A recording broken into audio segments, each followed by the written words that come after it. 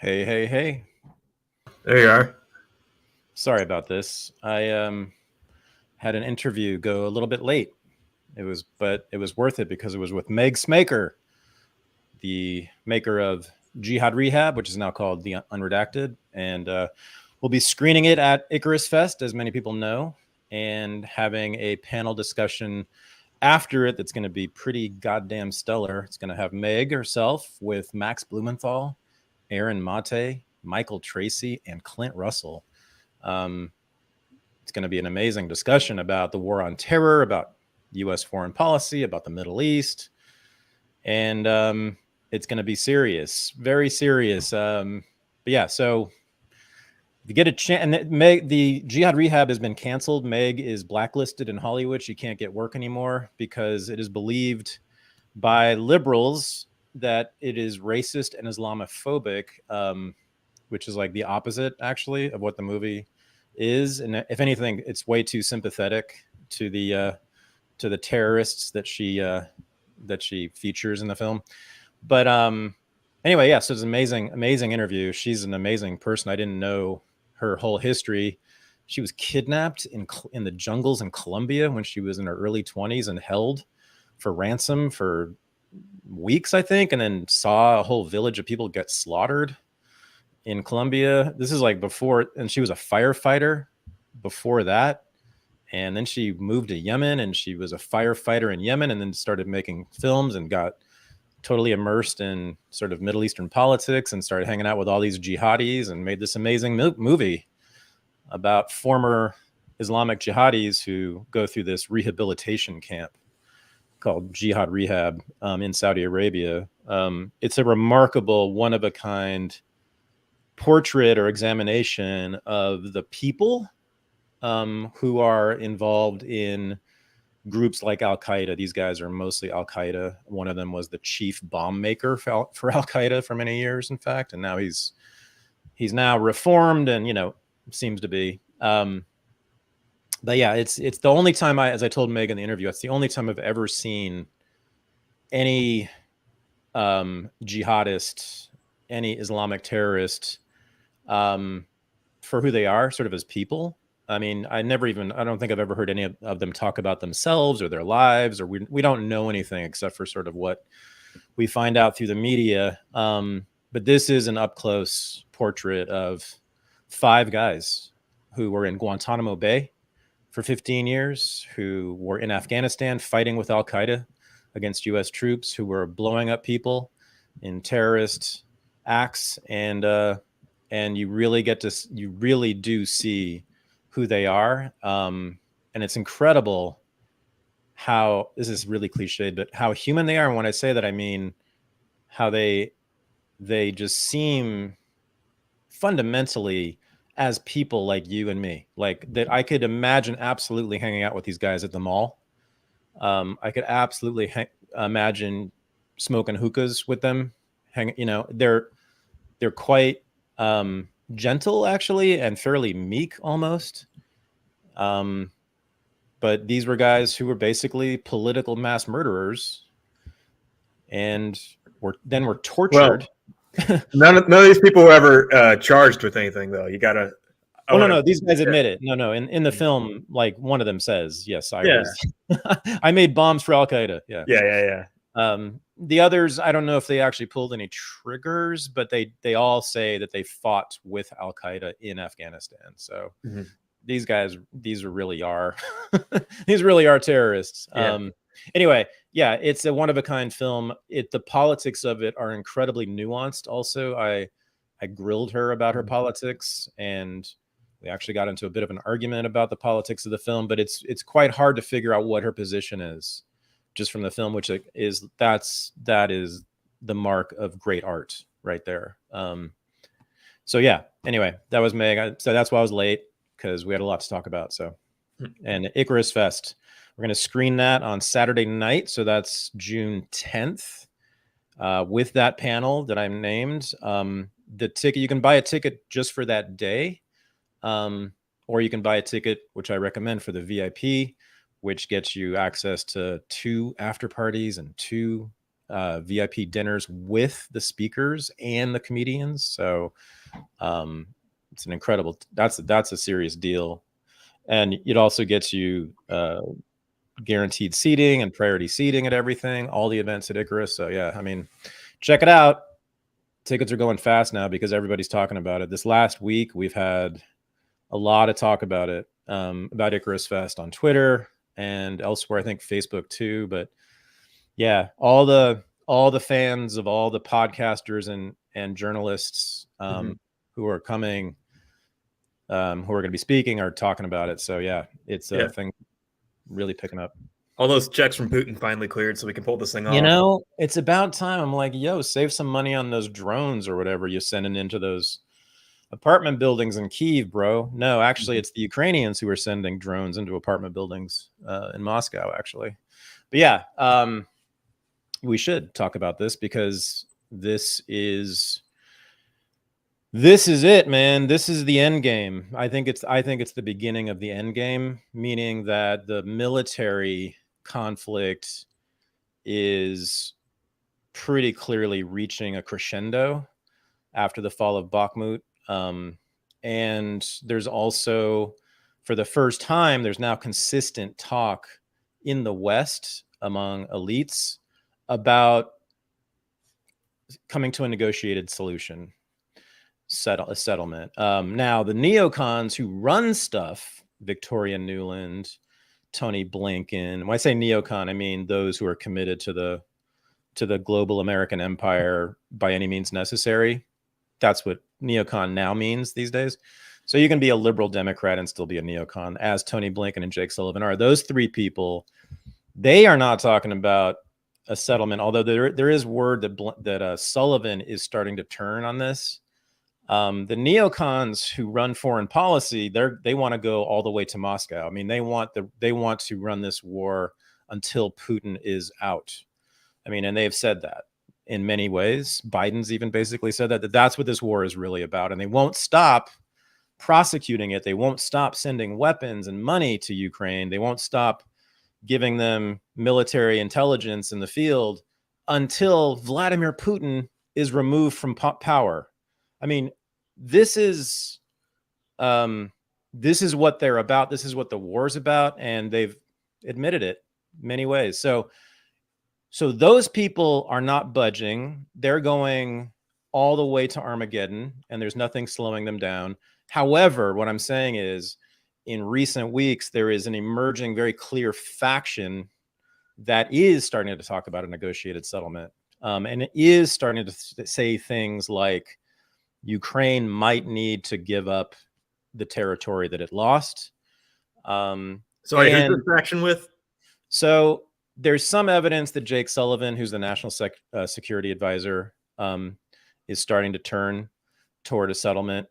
And then you have people in the Defense Department, sort of lower levels, who have been quoted in various places. But then, maybe more importantly, actually the sort of high-level journalists and think tank people. The think tanks, the foreign policy journalists, and the State Department all are one entity. Basically, they all rotate among each other. So if you see something in the Atlantic, you can be quite sure that that idea is shared, at least with some people in the State Department. So yeah, you've seen a lot of like high-level establishment foreign policy journalists also talk about this recently. So yeah, because they can see that it's done. After the fall of Bakhmut, they know that Ukraine can't win, and they haven't simply gotten enough weapons to make this counteroffensive truly effective. There's been a lot of expressions by US people of very low expectations about the counteroffensive that Ukraine's supposed to be running soon. They're basically saying, well, we can't really count on it to turn the tide of this war. So when they're admitting this, because remember, until like a month ago, right, Ukraine could do no wrong. Remember, like Ukraine never lost a battle. If you looked at the Western media, they never lost a battle. Not a thing. They were winning the war. They had won every battle. Russia was a joke. Russia was incompetent. Russia didn't know how to do this thing. And Ukraine was winning. Of course, that was all totally the other way around. Russia's been winning this war. Most people on my side of this argue consistently since the beginning, even those big counteroffensives that Ukraine got a lot of press for, they actually they worked against Ukraine. They got them a lot of territory, lost them a lot of men, really some of their best fighters. And it was territory that's really easily taken back, and that was of no significance to the Russians anyway.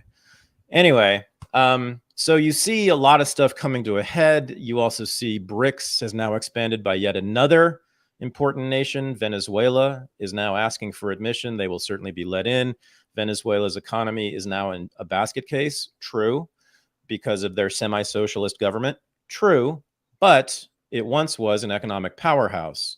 So if you get new leadership in Venezuela who are at least intelligent about economics and the oil business, they could easily turn around that economy and it could be a juggernaut. And then when you think about it, right, you've got, so Venezuela, one of the top 10 oil producing countries in the world, with Russia, one of the top oil producing countries in the world. Saudi Arabia is joining BRICS too, right? So you've got oil production, and then you've got China and India and South Africa. Add up those populations and all the oil that they need. All three of those are rising industrial powers that need a shit ton of oil. So you've got like the major oil producers giving it up to these major industrial and, yes, military complexes that are emerging. And BRICS, when it becomes a military alliance, not just an economic alliance, can absolutely take over the world, ladies and gentlemen. That's what we're seeing here. Not right now, but not that far into the future. Combine all those countries' militaries and economic potential together and think about how powerful that is. The United States right now is about to lose. The United States is about to lose the war in Ukraine. There will be a settlement where Russia gets to keep the part of the Donbass that they control and Crimea.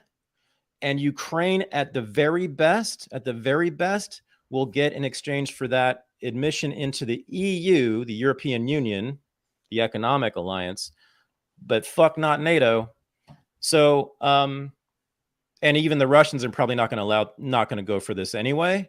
I'm saying that's the very best outcome they can get, which is a straight up L for the entire West and certainly for Ukraine, and especially for the people of Ukraine.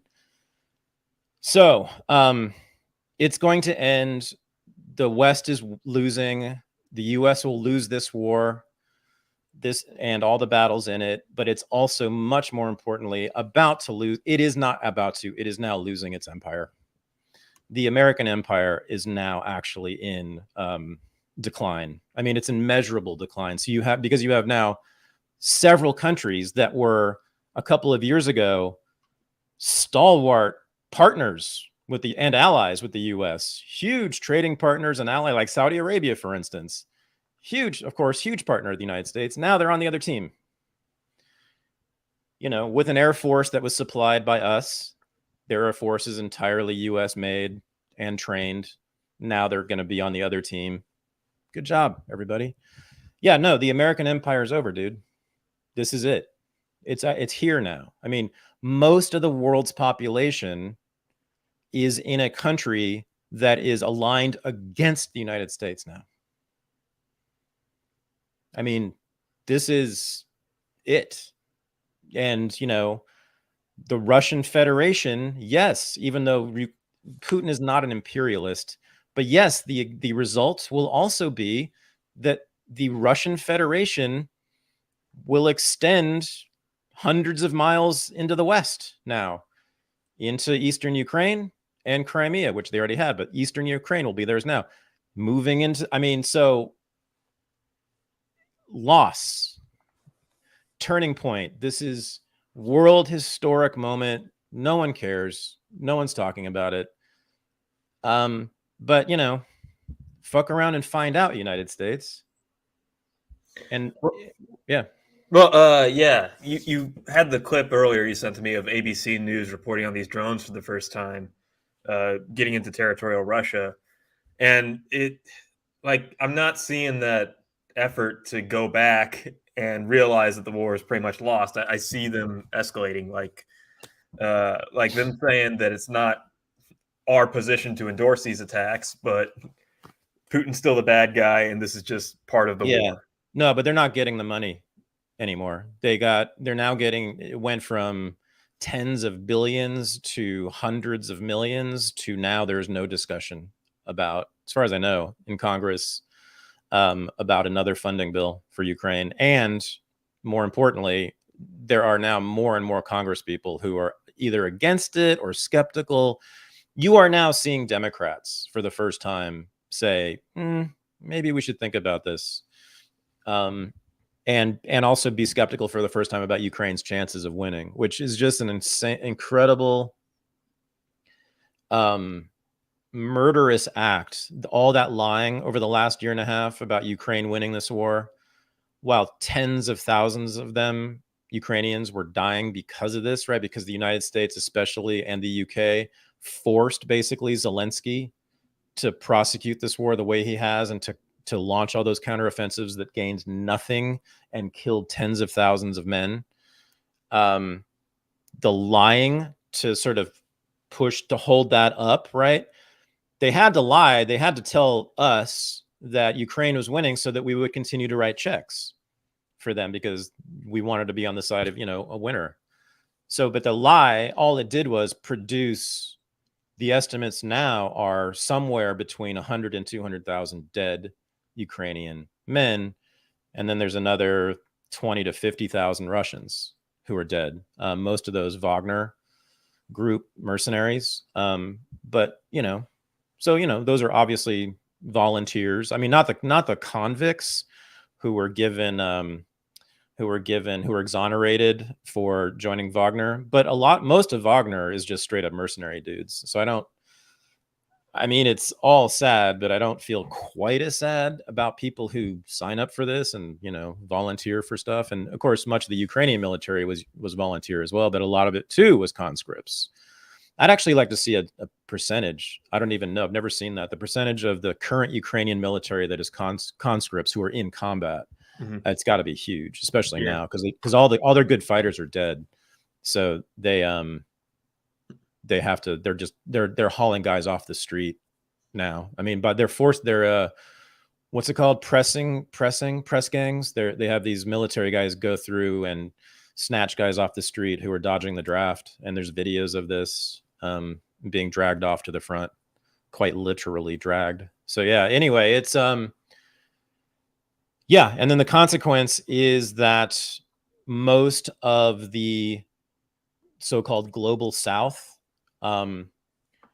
joined with Russia against the United States, in part as a result of the U.S. and its sanctions, especially, right? And stealing $200 billion of Russian assets that were invested in U.S. treasuries, like. They were looking at the United States like, oh, so you could do that with us, right? China looked at that and was like, oh, wait, we should have a healthy trade relationship with you when you just can steal all of our money like that and you can launch a war against us because you don't like what we're doing, So, and then India followed. All these countries followed, and they were also sick of being lectured at about their human rights records. You may have noticed that, like, for the last 50, 60 years. Every American statesman has to give lectures about the human rights violations about this or that country. And they actually got to the point where they were doing it literally to their face. Blinken and Sullivan had this big summit in Alaska with the Chinese in 2021, 6 months before this war happened. And like right in front of his face, it's on CNN. You can see them. They're like just going on and on about the human rights problems. We have a problem with these human rights problems in China, and we really would like for you to change your ways, and you really shouldn't be doing this. I mean, all this moral scolding, but this is the biggest turning point, Michael, in like fucking world history, possibly.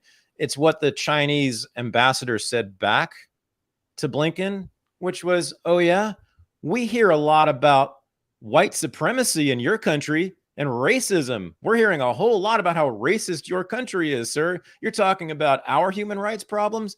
All we know about is all the black people you got killed in the streets and locked up in your prisons. Please don't come. I mean, it was and right there, you could see global politics pivot, right? This was the first time really you'd ever seen the global south, the former developing world. China was developing third world country not long ago, right? First time you've ever seen one of those countries stand up and look right in Uncle Sam's face and say, fuck you. We've got other people to hang out with. And so this is it. I mean, now the question is, what does this mean? And the main question for us, I mean, and that's the main question I think we should all have. What does this mean for me? Like you individually think, I mean, how is this going to change your life? And it's very hard to tell what that means now. This is not, I don't think this is going to result in China or Russia invading the United States and colonizing us and forcing us to speak Russian or Chinese. None of that bullshit's happening. They're not interested in that. But they will control much of the world's commerce, and they will control the sea lanes, the trade routes in much of the world. Basically all around Eurasia will be largely controlled by the BRICS alliance. The ability for the United States to wage wars will be tremendously reduced. Hurrah. And that's the best outcome here, you know, because they will have much of Eurasia and probably all or most of Africa by then, by within 5 to 10 years, and sealed off from the United States. I mean, the United States will not be able to penetrate in any way that block militarily once it gets established, and it's getting established right now. So what will that mean? We're going to have fewer wars, I think, unless we have a big war with the whole alliance. That's the problem. I mean, we could have another, if you have both those alliances go at it, then it's going to dwarf World War II. I mean, if those two, if the US, if NATO and BRICS have a direct conflict, that's magnitudes of orders of magnitude bigger than World War II. I mean, it's truly unimaginable. Even if they don't use nukes, if it's just conventional, but those two groups of countries have a war, it makes me sick to even think about it. So if that doesn't happen, though, you could easily see like basically a stalemate or an equilibrium for quite a while, because both alliances are so powerful and so wealthy that they might just stare each other down for a few decades or maybe a few centuries, in which case we'll have peace. And then the question is, which is good, and then the question is how much trade will go on between the two. And that's where our lives really get affected, is the trade between these two blocks. Because already, I mean, there's changes. I mean, they are simply not trading with us anymore, and we're not trading with them anymore. And this more and more countries are joining with that, basically boycotting the United States. And we're because we started boycotting them, started doing secondary sanctions against countries that refuse to disavow the Russian invasion. I mean, so all these countries are like, get the fuck out of here. I mean, it's just incredible, the imperial arrogance of US foreign policymakers. But finally, the brown people have fucking stood up. And when I say brown, I include the Russians, because as Joe Rogan said, they are not normal white people.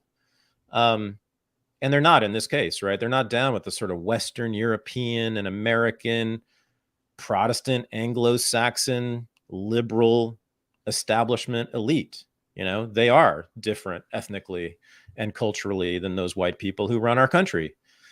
So, and that's in part why I think they actually find much easier solidarity with people from the so-called third world. And that's what you see going on. Russia's leading this whole movement, mostly of Asian and African countries, against the United States now. It is a sight to behold. Of course, again, no one gives a shit. But whatever. Americans don't care about foreign policy until their sons come home in coffins. Mm-hmm. Well, yeah, with Maduro visiting Lula and all that, makes me hope that maybe you can get food and medicine to places like Venezuela and Cuba throughout this. Like a lot of places affected by U.S. embargoes might actually have another chance to start over. Well, yeah, and then I'm thinking, so the Soviet Union, one of the things it did that's underappreciated is that, and I don't mean it was a good thing, but just people don't think about this. They they heavily supported, subsidized, propped up several communist regimes and movements. So Cuba, of course, famously, you know, that is known that Cuba depended on Soviet aid for decades. But a lot of the Marxist revolutionary movements, like in Latin America and Africa, got tons of money and weapons from the Soviets. So the economies in Russia and China right now are quite large, especially China, but combined, they're massive. And they are, I mean, they have some troubles right now for various reasons. They're not in crisis, but they're very capable, I think, of supplying that kind of foreign aid to countries. So if Venezuela joins in the BRICS with them and does them a favor in some way or another, like gives them a favorable oil trade deal or whatever, I mean, I could easily see China and Russia pouring their resources or giving a lot of their resources to Venezuela, which could include, by the way, advisors, you know? So yeah, I mean, it's its own empire. The thing is, it's voluntary in this case. I mean, these countries are not being coerced to join BRICS at all. In fact, it was a risk, a gamble for them to do this because they're pissing off the United States. They're pissing off the hegemon, and the hegemon can kill them until they do establish a real military alliance. But anyway, I could see Russia and China and Saudi Arabia, for that matter, sending resources into a place like Venezuela. Think about where Venezuela is in the world. It's very close to the United States. Mexico now is making noises about joining BRICS. When that happens, we are going to see a shitstorm. People are going to freak right out about that. But, you know, Venezuela is right down there, down south, not too far. It's a big country with a lot of resources.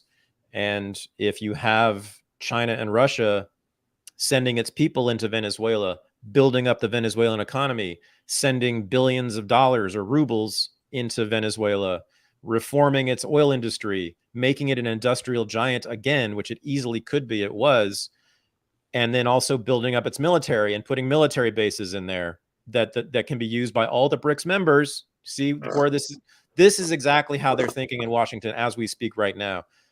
I've been hearing about foreign policy wonks, like think tank people who are just the creepiest, weirdest motherfuckers in the world. But anyway, talk about this, that they are hanging out. I listen to their podcast, so I know what they do for, you know, for fun. They talk about hanging out like on weekends with each other, doing war games about all these things, you know, running like on a table, like Dungeons and Dragons, but for real.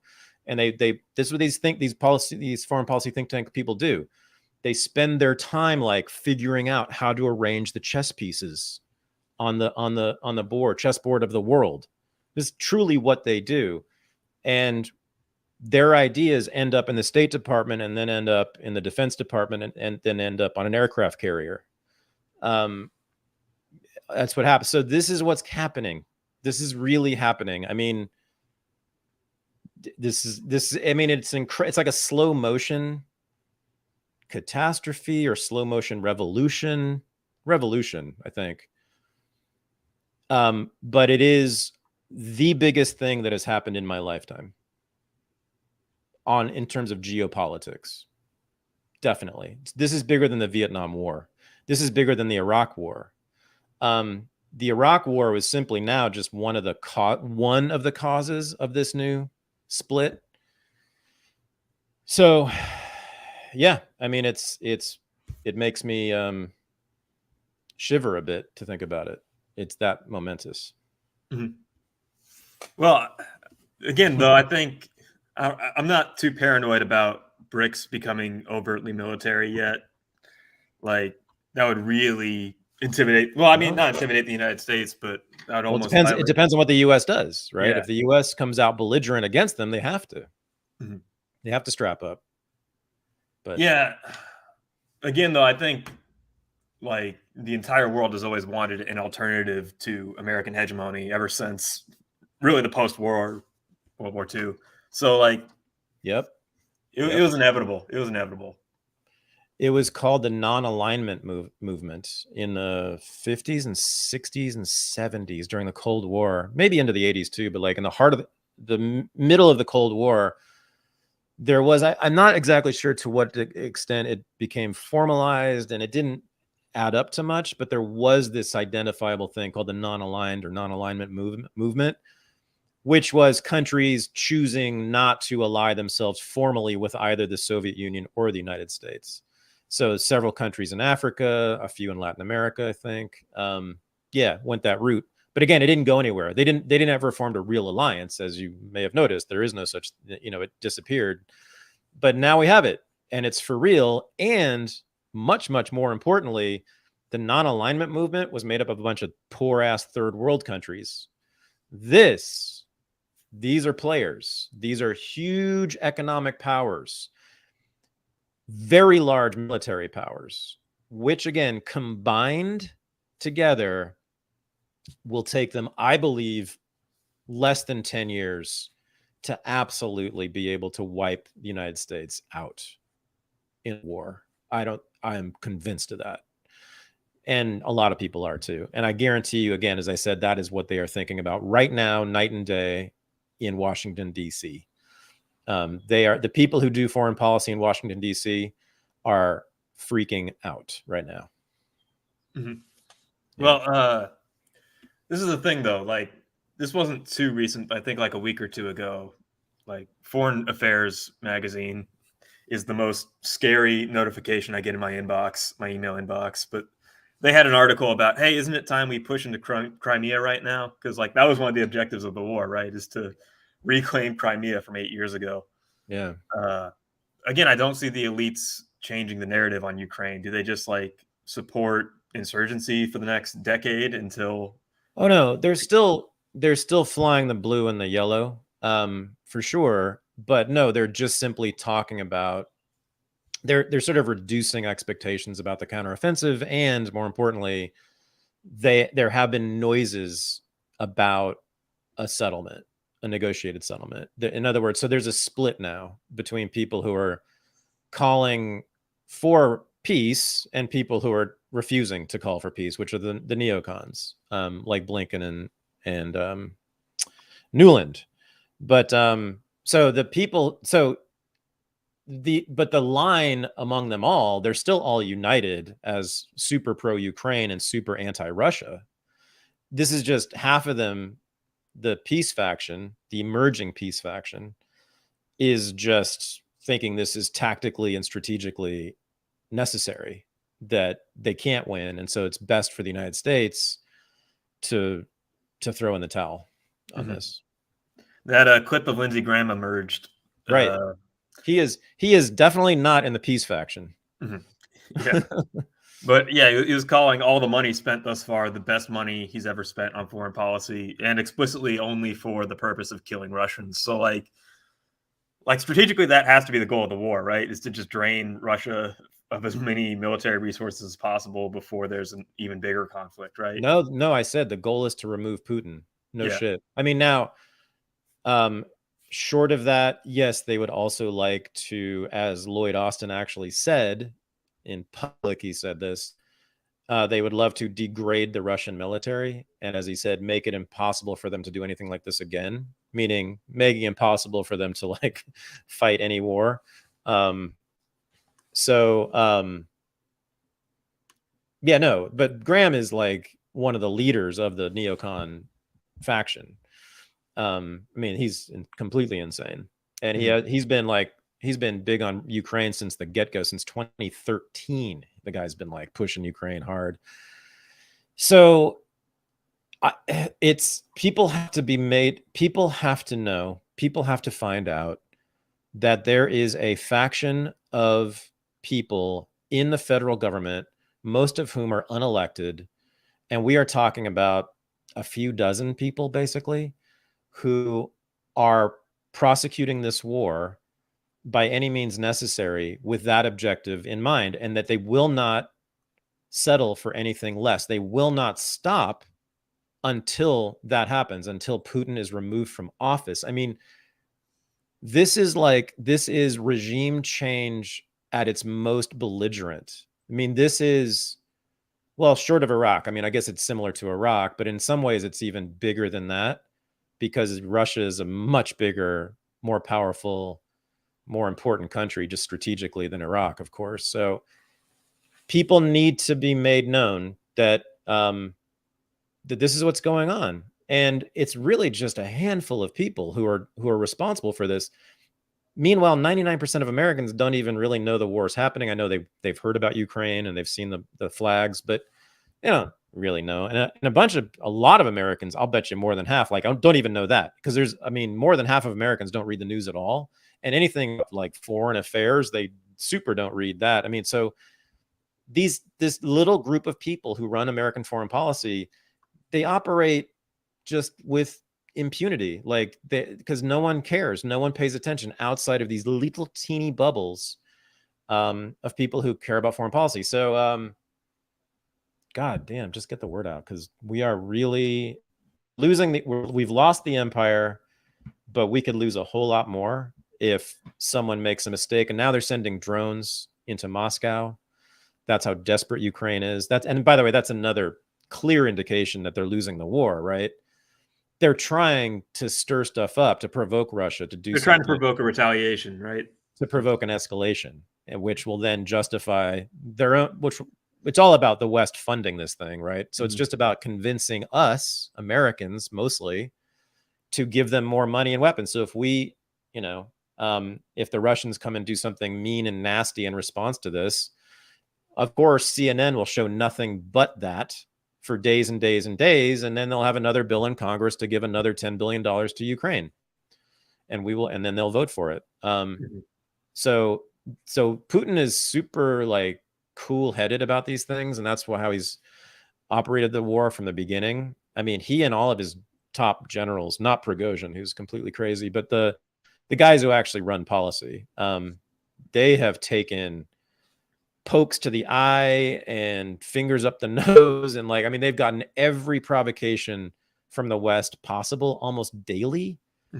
And they haven't lashed out. In fact, they're criticized mostly in Russia for conducting the war too timidly. Putin gets a lot of heat in Russia from people who think he should go harder. And imagine if drones went off in DC and what people would be telling Biden. That's only gotten worse as this has gone along. Yeah. Oh yeah. Yeah. So yeah, the provocations by Ukraine. Gosh, I mean, it was funny, like at the end of Bakhmut, right? The last few days when Prigozhin was going crazy. This is the head of the Wagner group, the mercenary group that did most of the fighting in Bakhmut. He issued several videos just basically screaming and cursing at the Russian military leadership for not supplying his men with enough ammunition. And at one point he had a video of him standing in front of about 50 corpses of Wagner soldiers, and he was saying, Shoigu, you're responsible for this, not sending us ammunition time. Screaming and cursing, calling them names. And I thought, and this is before they had captured Bakhmut, and I thought, oh shit, maybe there's some problems here. Maybe they're not going to win this war. But a week later, now we think it was a psyop. I mean, that was maybe the slickest psyop ever, because less than a week later, I think they captured Bakhmut. Prigozhin's forces captured Bakhmut, so, and all is well now, and they are on their way to victory. It's just they just have to endure this counteroffensive, but barring some miracle, it's Russia's won this war. But again, what happens now? Do they push on through Kyiv, or they have to? I don't think so. I don't think so. Again, it's all about what the negotiation will be, what the settlement will be, what Russia will accept, what NATO will accept, what the US will accept. Russia has the leverage, it has the upper hand right now because of the territory that it still controls, and because everyone knows that Ukraine can't win. But Russia can't sort of walk in there and demand anything. And it's unclear to me. Putin never appeared to really care much about Kiev. I know a lot of, even like a lot of pro-Russian people like Scott Ritter do think he wants all of Ukraine. That's an interesting thing. Like the hardcore pro-Russian, pro-Putin people like Scott, like others I've heard, do say that he is sort of an imperialist when it comes to Ukraine. Like they don't think he wants anything else, but they do think he wants Ukraine. He has given speeches saying that Ukraine is really Russia. There's no such thing as a Ukrainian nation or culture. And he gave a very wrote an entire essay, actually. Putin wrote an essay about how Ukraine belongs to Russia historically, that there's no difference between Ukraine and Russia. So, yeah, I mean, there's some evidence for that. I haven't seen it. I mean, in terms of the way he's conducted the war and he sent 40,000 troops to Kiev at the beginning of the war. Like, obviously, he wasn't trying to take the city. I mean, you can't take Kiev with 40,000 troops. So, I don't know, but I just don't think he's able to now. I don't think his military can do it. And I just think that they're gonna keep the Donbass and Crimea, and the question is what will give up for that, if anything. Now they might be willing, I don't know, they might be willing to fight until they win just outright, and get nothing and give up nothing. But the thing that I've been hearing about lately, people speculating that Ukraine will get admission to the EU, but not NATO, which would kind of like make a lot of sense. I mean, that clearly represents the will of a lot of Ukrainian people. So I'm not even opposed to that necessarily. I don't like the EU. I wish it didn't exist, but I can't oppose it. It doesn't affect me much, and it's not a military alliance. So there's no physical threat to anything or anybody by it. But, NATO is just obviously not going to happen. And I think that's where it's going. Mm-hmm. Handyman Tennessee LLC with the $5. He always thought the rhetoric about fighting Putin until Putin is overthrown was just a mechanism to prolong the war. Was it real or no? No, the mechanism to prolong the war was charging him with war crimes, making a big show of that a few weeks ago. Where the ICC has charged Putin with war crimes, and can't wait to get him in The Hague. Like, well, all that does is you're declaring to Putin that there will be no peace settlement. So that was the neocons' last throw. That was before this peace faction emerged. And that's what that was. I mean, that was declaring that this is a war to the death, because Putin's not going to give himself up he's not going to turn himself into the ICC and go to The Hague and stand on trial, right? Of course. So you've got to come kill me, bro. You got to bring your troops to my door if you want that to happen. So that's what that was. That was the way. That was the rhetorical means of prolonging the war, making it an endless war. Oh, sweet. Cool. Man. Go ahead. Well, there was a bunch of clips. I mean, let's think here. I mean, let's show some clips. Okay. Yeah, I'm thinking, though, kind of just steamrolled through everything. But here's what Maduro had to say about joining BRICS. Yeah. Cinco países poderosos. Y ahora los BRICS se transforman en el gran imán de los que quieren un mundo diferente, de paz, de cooperación. Se ha transformado un gran imán. ¿Cuántas solicitudes ya tienen los BRICS? Estaba leyendo más de 30 países. Ayer leí la noticia de que nuestra gran amiga y poderosa Arabia Saudita está dando los pasos para sumarse a los bancos de los BRICS. ¿Ustedes se imaginan? ¿Ah? Y si nos preguntan de Venezuela, ¿ustedes aspiran algún día a ser aceptados en los BRICS? Venezuela dice sí, quisiéramos ser parte de los BRICS de manera modesta. Ser parte de los BRICS. I mean, that could easily be, please help us.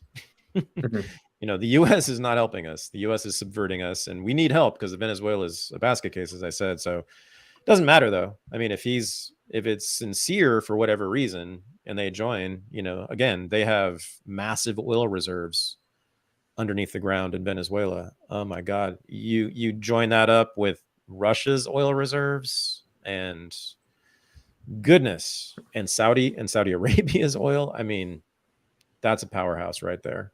I mean, they can control the world with China and India.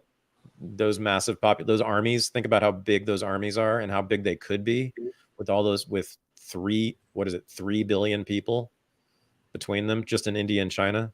Holy smokes. I mean, this is serious. But yeah, Maduro, it'll be interesting to see how much foreign aid he does get from then, but I suspect it'll be something.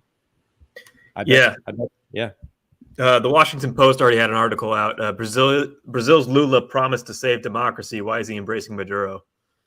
This was the funny thing when Lula got elected, right? Because apparently Bolsonaro was Brazil's Trump, and he's the evil right-winger who's going to go against the American empire. But it looks like pretty much all South American politics are not on board with the United States unless they were explicitly put there.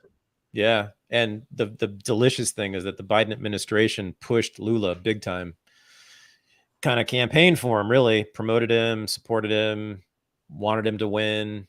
And now he's fucking them and they hate him. And it's awesome. Yeah. So the other big story, it's already been a week, but Roger Waters, free Roger Waters. Right now. See that? Well, the word is that, is this true? He wore a Gestapo uniform. Are you familiar with it? I can play the clip, but I haven't seen it. Have you seen The Wall, the movie? Yes.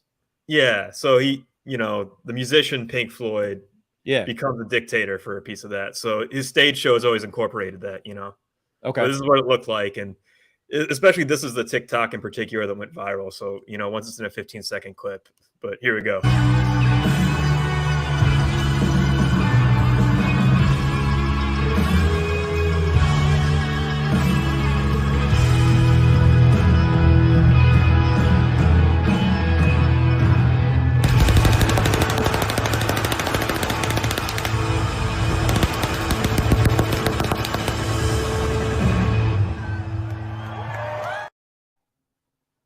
I mean, like, what? It's obvious anti-fascist statement. I mean, Roger Waters has always been anti-fascist. Pink Floyd was, The Wall is one of the great, I'd say, anti-fascist songs of all time. I mean, maybe the greatest to me. I mean, maybe the greatest anti-authoritarian song. I mean, I don't even like Pink Floyd, but I love that song. Yeah, the album, or the one big. What's the Another Brick in the Wall? Another Brick in the Wall. Yeah. Yeah.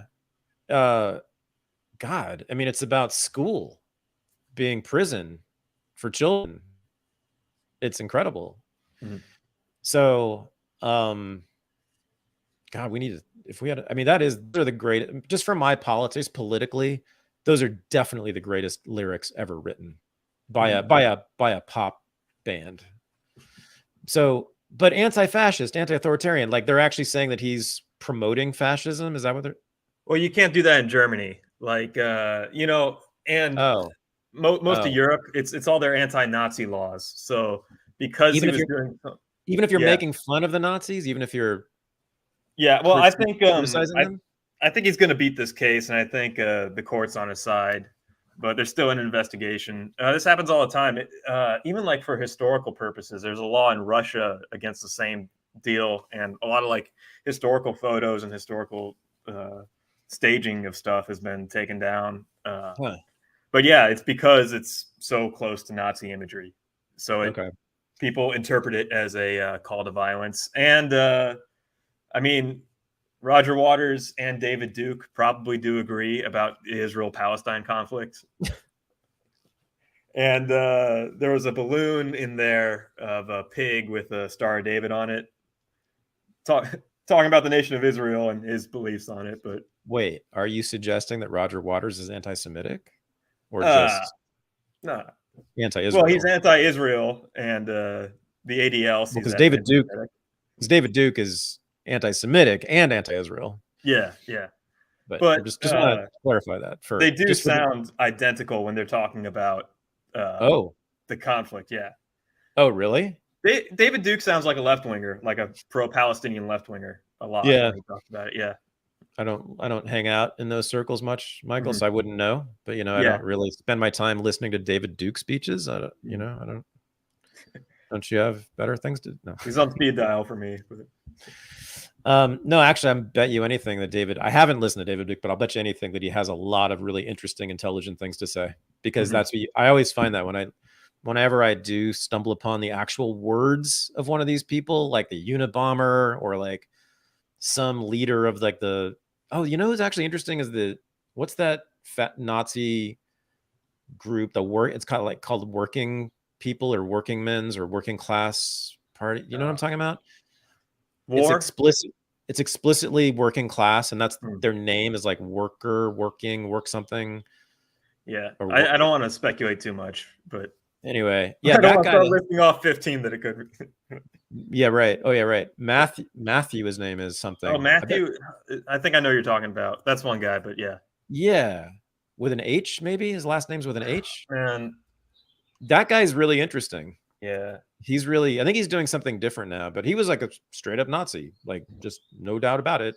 Or fascist for sure. I don't know about Nazi, but definitely fascist. But he was really interesting. I mean, a lot of the fascists and Nazis were and are, really interesting intellectuals. So, I mean, yeah. Mm-hmm. The Klan, less so. And I've actually studied the Klan. I don't know why. They tend to be not as interesting, not as smart. It was never an intellectual thing. Like at its height, it's a money laundering, racketeering type of thing. Well, yeah, right. It was also they were never interested in seizing power, political. I mean, like overall, like national power. Yeah. So they didn't have to think through every issue and have a well thought out position on every single issue. But the Nazis did, right? Or do. Like that's their thing. So they have to have an entire plan. So it requires a lot of thinking. It's true. Mm-hmm. Yeah. Yeah. Anyway. Nazi. But yeah. I mean, but yeah, that performance is obviously like an Alice Cooper, I'm pretending to be the bad guy thing happening. Yeah. Good Lord. But it's obviously punishment for his position on Ukraine. That's what's really going on. Yeah. So for those who don't know, Roger Waters has been the most outspoken celebrity on the anti-Ukraine side. He's been going hard against this war, against supporting Ukraine.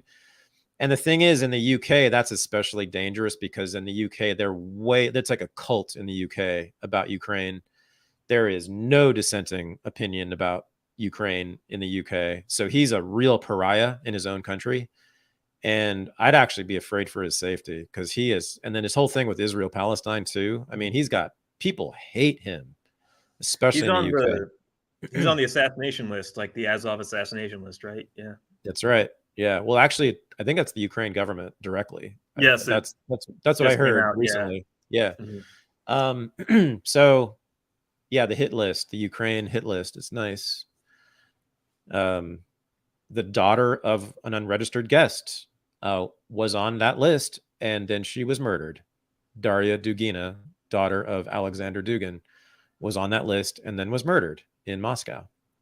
This is great stuff here. This is really nice. Tremendous, tremendous people. Scott Ritter is on the list. He was also on unregistered. I think Mark Sloboda is on that list too. He was also on unregistered. Getting a pattern here. Yeah. And I could give a fuck about Putin, but this is a catastrophe, a self-generated catastrophe for the United States. Mm-hmm. Yeah. What else about the Ukraine thing? So it's affecting. Yeah. Go ahead. Well, I was just going to say the shifting, evolving political orders starting to trickle down to domestic politics. Did you see Ted Cruz get into that Twitter spat about the law in Uganda? No. What does Ted say about gays in Uganda? He says they shouldn't be murdered for being gay. So Ted Cruz said pick of him. Yeah, homosexuality is illegal bill is a huge violation of human rights, blah, blah, blah, blah, blah. It should be legal to be gay. He shouldn't be thrown in jail or executed for it. But his base was hip to it. They're like, what is this woke nonsense? Oh yeah. Yeah. You're saying they don't care about the gays in Uganda? His No, base? they don't. Yeah. And you're getting the sophisticated, why should we even care at all? This is imperialism. You're starting to see that critique trickle down to the right. Exactly. Exactly. That's right. Wait till you find out what the foreign aid package is for Uganda next year, right? You think the Biden administration isn't going to punish the shit out of them for this? And make a big public showing of it too. You know, they're going to be like, nope, you're not going to get any foreign aid. They might even do a little regime change action in Uganda. I wouldn't be surprised at all if they send their if the National Endowment for Democracy and USAID, Samantha Power's outfit, send their organizers and activists in there. They start funding these like student and youth groups and the LGBT groups in Uganda, start protesting in the streets. They find some attractive Western educated politician, lead them and to run for office. And then they finally, you know, foment enough rebellion in the streets that they force this guy in. That's a color revolution. That's what happened all across Europe. It's happened up across Asia too. The US has done this in dozens of countries. This is another thing that no one knows about, and no one ever talks about. Like the US has been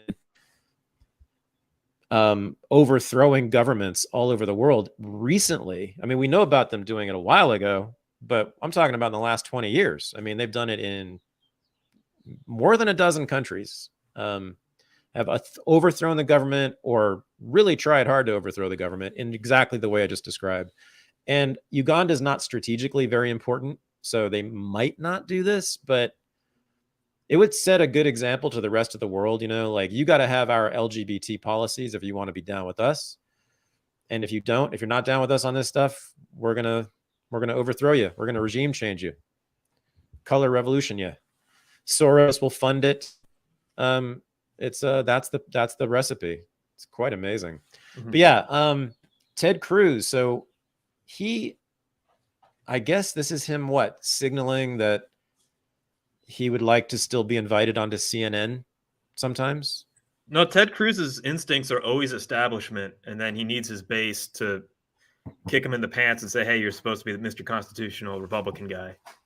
He could be quite good, actually. You know, when he's doing his constitutional thing, right? I mean, he's quite good on that stuff.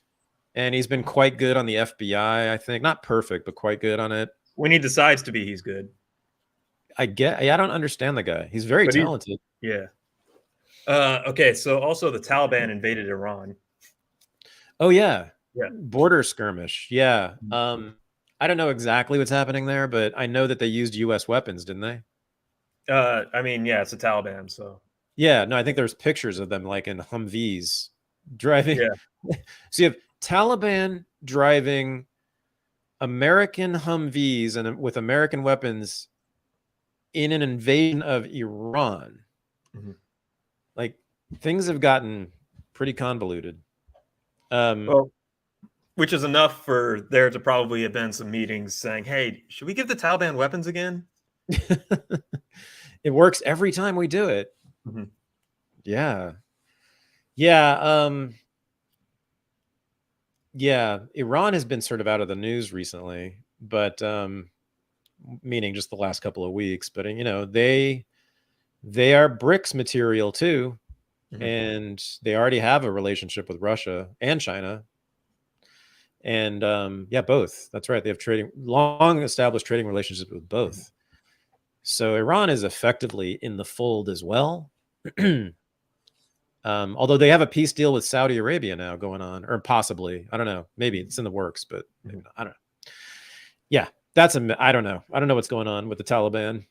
Those crazy You don't think guys. they can bring feminism? You don't think the Taliban is going to come liberate Iran and bring it feminism?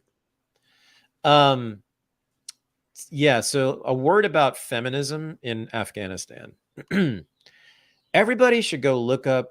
I wish I could tell you where they are. I looked this up a long time ago, but there were polls taken by very, very solid academic polling agencies of the women of Afghanistan, women who lived in Afghanistan. This is like shortly after the war began, like our war. So like 20 years ago ish. These are women who lived under Taliban, or, you know, knew all about the Taliban. And a third of them wanted Sharia law. A third of the women in Afghanistan openly desired Sharia law. That's what they wanted. They wanted to wear burqas.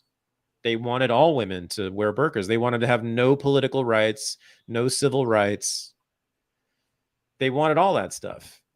When the feminists in the United States come along and they're like, we must liberate the women of Afghanistan with the 82nd Airborne, which is what many, many feminists have said, including even Code Pink, believe it or not. They, at one point, a lot of their staff actually called for the occupation to continue in Afghanistan for feminist reasons. When these feminists, these Hillary Clinton feminists, call for liberating the women of Afghanistan through military force, it's like, you're going to liberate people who don't want to be liberated. I mean, it's really something. The Western woman's mind. Sorry, Western feminist woman's mind.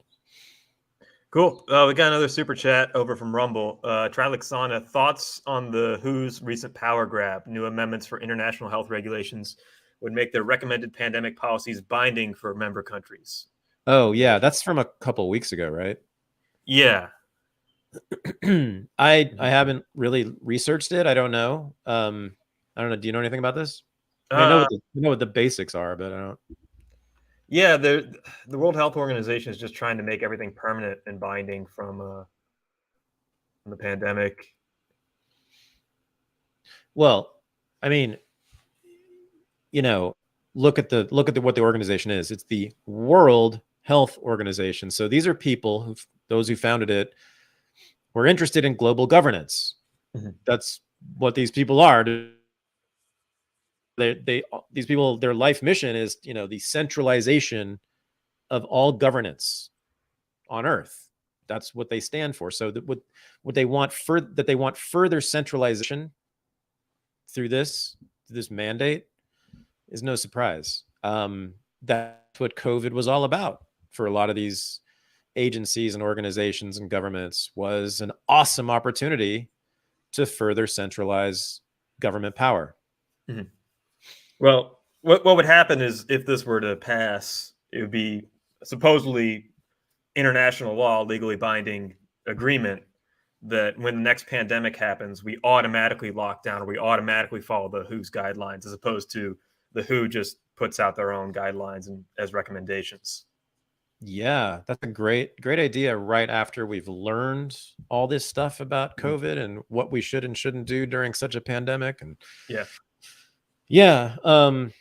And so the question then is, why would these governments and their representatives in the WHO want lockdowns like that? Why is it in their interest? And Jeffrey Tucker is the person to look to for that. And go to the Brownstone Institute and Jeffrey's incredible article in which he reveals the history of this little faction in the federal government in DC in the United States, who worked for about 20 years trying to have a lockdown. They were rehearsing it. They laid out plans for the lockdowns. They had a couple of opportunities with a couple of pandemics that were small, like the avian flu, I think, and there was another one like that, but it never got big enough that it merited a lockdown.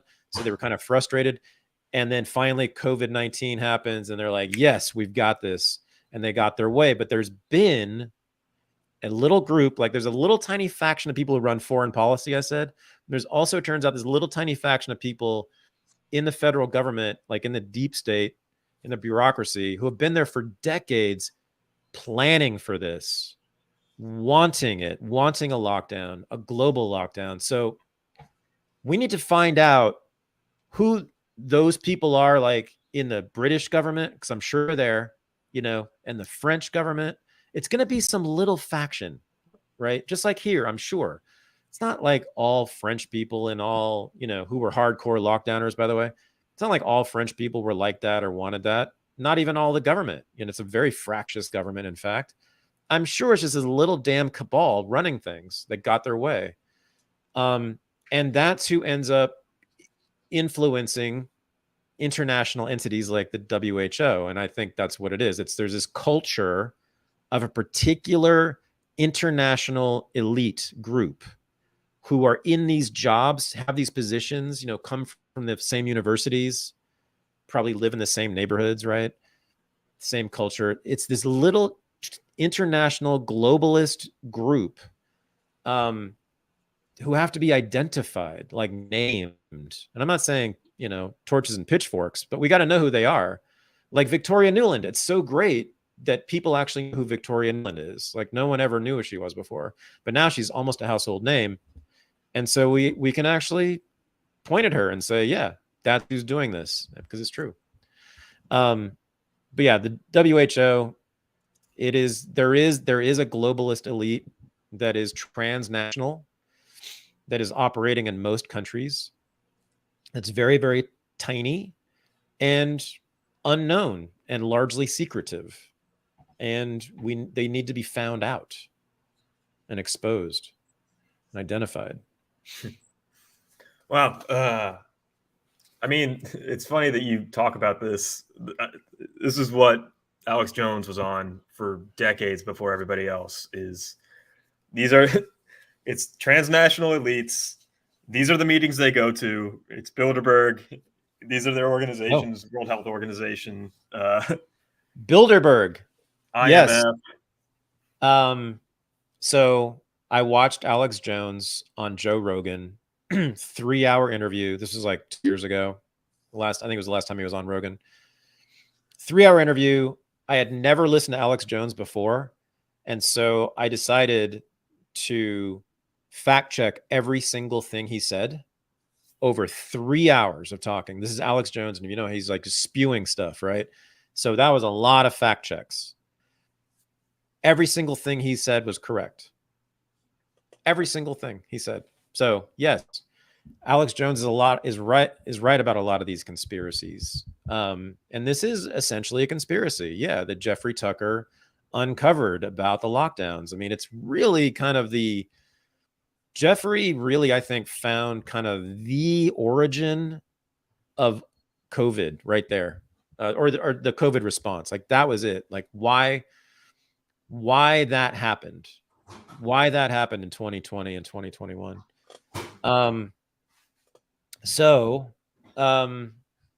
Yeah, there is a globalist conspiracy. There is a cabal. I don't think they're Satanists. I don't think they're pedophiles, not that I can see. I don't think they sacrifice children at the Bohemian Grove. It's an effigy. Okay. Yeah. I don't think any of that stuff makes any sense to me, but yeah, they run the world, much more importantly. That's the thing that's important that we agree on. Yeah. And again, the problem is they are largely unknown. Oh, the Bilderberg group. There you go. One example. They just met a week ago in somewhere weird, like Norway, someplace. No, Portugal. They met a week ago in Portugal. You know what I found out about the Bilderberg group? First of all, you got to look at the attendees to that meeting. It is truly the who's who of government, politics, high culture, major institutions, Hollywood, huge people. But you know who's on the steering committee of the Bilderberg group? Stacey Abrams. That's just wow. They like winners. They like winners over there. Well, yeah. I mean, so here's another thing that we need to start calling out and exposing is the extremely tight relationship between the woke elite and the U.S. military industrial state security complex. Like, These people are all up in the CIA's business. They are all about the FBI. They love the FBI. They love what the Pentagon's doing in Ukraine. They love all these. They love Raytheon now because they're diverse now, because they think they have a woman CEO. They're completely into it. Like, these are the leftists, these are the revolutionaries, these are the radicals, these are the descendants of the Black Panthers and Malcolm X. Really? No, they're not. This is the greatest fake out in history. People who pretend to be the most radical are actually running the empire. Stacey Abrams, remember last time I checked, she was supposed to represent poor Black women in Atlanta. You know, like women on welfare in Atlanta. That's who she was about. No, now she's at the Bilderberg group. Okay. That's Henry Kissinger's group. That's where Henry Kissinger hangs out. You know, that's what needs to be called out. And also, by the way, the reservoir, the incubator for this woke elite, the Stacey Abramses of the world, the AOCs of the world, the elite university, the elite American university, the relationship between the elite universities and the state security apparatus, the CIA recruits directly from all the elite universities, directly, all their international relations departments, their political science departments. My son, I'm sure, is going to be recruited at some point by the CIA very soon because he's doing really well in a political science department at a state university. This is where all the wokesters come from. This is where all the radicals come from. This is where the whole thing comes from. All the left-wing politics and culture comes from universities. It's invented there. It's incubated there. It's disseminated from there. Those institutions are part and parcel, again, of the U.S. empire, which I thought those people hated. Or maybe they don't care about the empire anymore. You may have noticed the wokesters don't talk about foreign policy anymore, do they? They don't talk about the U.S. empire. They never talk about that kind of thing. They never talk about Vietnam. They only talk about the civil rights movement, right? They don't talk about American atrocities abroad. They only talk about American atrocities here. I would think, looking at all that evidence about the way the wokesters have talked about politics and not seeming to care whatsoever about the American empire and the U.S. history outside its borders, and caring only about these domestic issues, looking at all that would lead me to believe that someone got paid off or bought off by the goddamn CIA. Like, somehow in those universities, I have a feeling that the CIA and the USAID and the State Department, all of whom operate inside the universities all the time, I think they got into the heads of these people. And they were like, yo, racism really is just the worst possible thing. Don't look over there. Don't look over there in that other country, what we're doing there. There's some kind of deal that's been made, I swear to God, between the state security apparatus, the intelligence agencies, the U.S. military industrial complex, them, and this woke generation of elite leaders like Stacey Abrams, who never talk about U.S. foreign policy. It's like, whoa, no one's talking about that. The CIA on its front page of its website has this cool looking black chick who's supposed to represent like the new CIA agent. That's who they look like now, apparently. Yeah.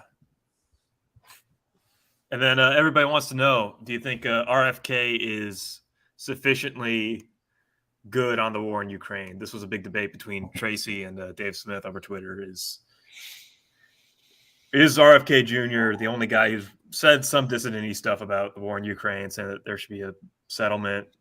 He said he originally endorsed Roger Waters for what he said on Ukraine, and then later deleted a tweet supporting Roger Waters. Yeah, I don't trust him. Mhm. I think he'll probably be better than certainly Biden. He's not going to be as good as Trump. Trump is cold ass serious about 24 hours immediate cessation, and he's said that multiple times. And that's the only thing. That is the only policy to have. And RFK, you may have noticed, hasn't really said that. That is the only policy to have on Ukraine, is an immediate cessation of the conflict and a negotiated settlement immediately, which the U.S. can do like in one day, as Trump said. RFK hasn't said that. He said many, many words, many of which I agree with and that I like. But that actually leads me to believe that he doesn't have a clear alternative policy, and that he might be open to persuasion by certain people who tend to hang out around the White House, like, defense contractors and like Lindsey Graham and whoever, and all the generals, who hang out there, like, who are always telling the president how scary the world is, which, by the way, is a real thing. Like, every time a president takes office, that's the first thing that happens.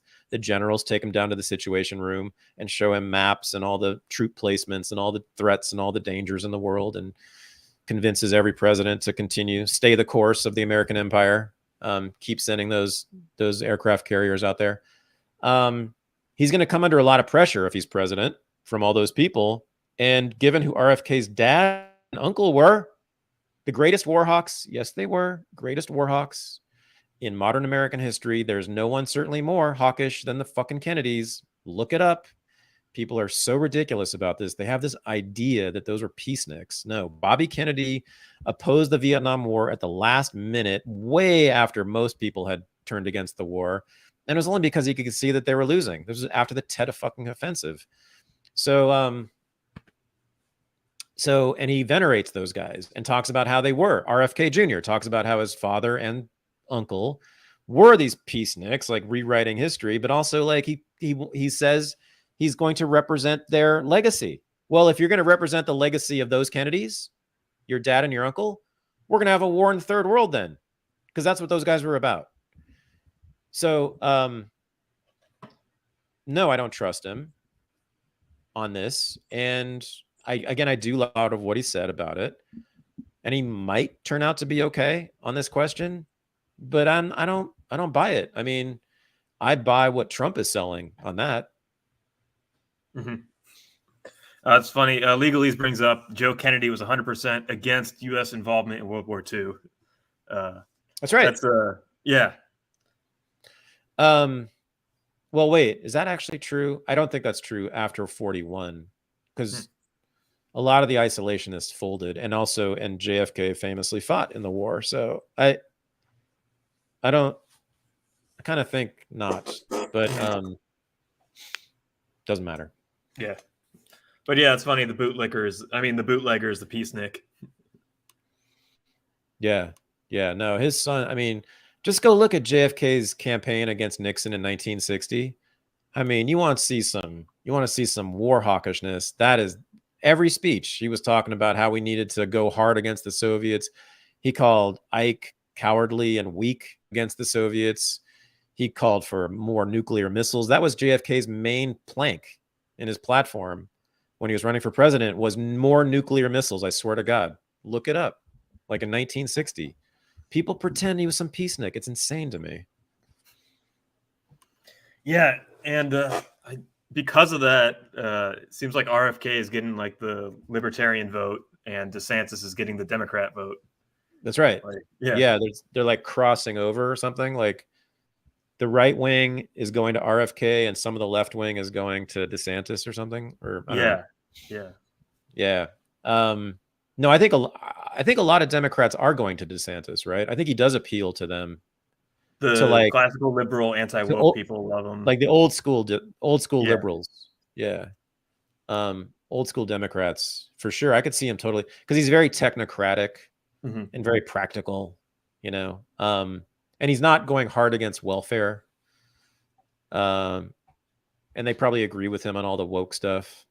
They do agree with him on all the woke stuff. So I totally see that. Yeah. Yeah. What else? That's mostly it for what happened this week. Okay. Yeah. Don't trust RFK. And I hate his revisionist history. God, it drives me crazy. And people believe him. Yeah. But again, he took down his statement endorsing Roger Waters on Twitter over the Israel-Palestine stuff. So What I say, he's not trustworthy. Yeah. Exactly. Yeah. I have to say, I was just gonna say, it looked like Biden is the only person in the upcoming presidential election that actually supports the establishment position on Ukraine. Oh yeah, isn't that amazing? So 2 of the top 3 candidates for president are opposed to the war in Ukraine. Yeah, like That's definitely cool. RFK Jr. and Trump, and then a little bit with DeSantis saying that they need to reach an agreement. Oh right, then, 3. Yeah. 3 of the well, no, DeSantis I don't trust at all. I mean, I don't trust any of them really. I think they're dancing around it, but I think they know that Trump? the polls. Even Trump? Yeah, even Trump, because like what he's saying is I'll end it when he knows that he very well might not be capable of that. Yeah. Okay. Yeah. He is though. He's right. The president could end it immediately. How though? Well, I mean, I don't think Congress, if he came out against it, I don't see Congress like initiating some appropriations package for Ukraine on its own, and he'd have to sign it, and he wouldn't sign it. So, yeah. Well, should we wrap? Yeah, for sure. Cool. Icarus Fest. Get your tickets, icarusfest.com. And yeah, it is on. And interview with Meg Smaker. Hopefully will come out tomorrow. I got to talk to you about that. But yeah. All good, man. Thank you for this. And if you want to join us, Michael and I are now going to go, well, in 5 minutes. In 5 minutes, we will be at Unregistered Live, which is our weekly Zoom meeting with patrons, all patrons of Unregistered. So if you want to join us and hang out with us, it's a Zoom meeting. You can be totally anonymous. You don't have to use your name. You don't have to show your face at all. Go to patreon.com/unregistered and join up at any level. And the URL for the meeting is posted right there on that page. And join us. Yeah. Michael. And, yeah. We had one more super chat from Rumble. I'm just going to put it up like this. But the Rumble chat, again, was better than the YouTube chat this time around. Yes. Yeah. But Fuego de Bacero, every week he sends something. Yeah, just thanks. Thank you. Yeah, Rumble's. Yeah, and watch Rumble instead of YouTube whenever you have the chance, whenever you have the option. Like us, watch it on Rumble, because Rumble is truly the free speech alternative to YouTube, and they need to be supported. And when Rumble takes over, we're going to be living in a much better world. I'm serious. It's that important. So please support Rumble. All right. We're good to go. IcarusFest.com, IcarusFest.com, and patreon.com/unregistered. Peace. Peace. See you on the other side.